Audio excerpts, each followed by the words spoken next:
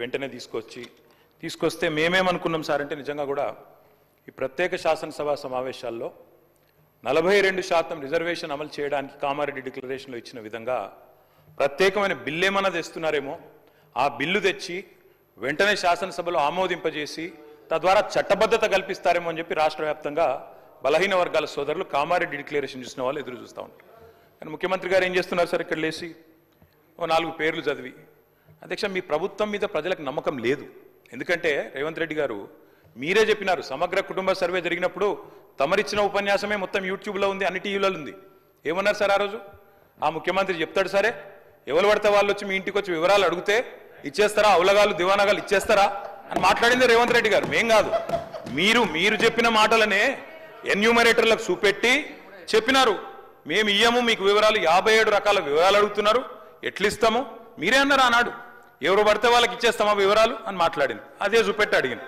అధ్యక్ష వాస్తవం ఏంటంటే అధ్యక్ష, సమగ్ర కుటుంబ సర్వే 2014లో జరిగింది. శాంతికుమారి గారు ఉన్నారు, రామకృష్ణారావు గారు ఉన్నారు, సందీప్ కుమార్ సుల్తానియా గారు ఉన్నారు.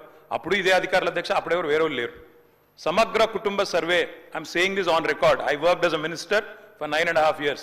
ఎస్, చేసింది మొత్తం ప్రభుత్వ అధికారులే, చేపించింది ప్రభుత్వమే. Yes, it is an official document. అందులో ఖచ్చితంగా మేము ఓపెన్ గా వెబ్సైట్ లోనే పెట్టినాం, అసెంబ్లీలో కాదు, చాటుమాటుకు కాదు, పారదర్శకంగా వెబ్సైట్ పెట్టాం. ఆ వెబ్సైట్ లోంచే పాయల్ శంకర్ గారు తీసుకున్నారు. ఏముంది అధ్యక్ష సమగ్ర, ఒక మాట మీ చేతిలో కూడా అదే ఉంది. ఏముంది అధ్యక్ష అందులో డేటా? తేడా ఏంటంటే కేసీఆర్ గారి ప్రభుత్వానికి కాంగ్రెస్ ప్రభుత్వానికి అధ్యక్ష, సమగ్ర కుటుంబ సర్వేలో పాల్గొన్న కుటుంబాల సంఖ్య 1,03,00,000 కుటుంబాల అధ్యక్ష, 1,03,95,000. మొత్తం పాల్గొన్న ప్రజలు 3,68,00,000.